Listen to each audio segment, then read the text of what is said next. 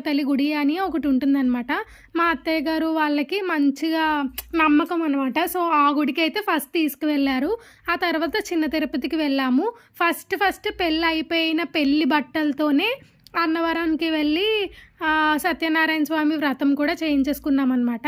So, ఇదంతా complete అయిపోయిన తర్వాత డిసెంబర్ 27న మాకు హైదరాబాద్‌లో రిసెప్షన్ అనమాట నైట్.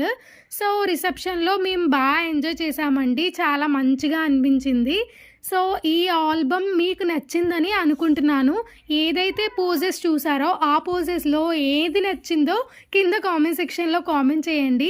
నాకు ఏది నచ్చిందో కూడా నేను ఇప్పుడు చెప్తాను.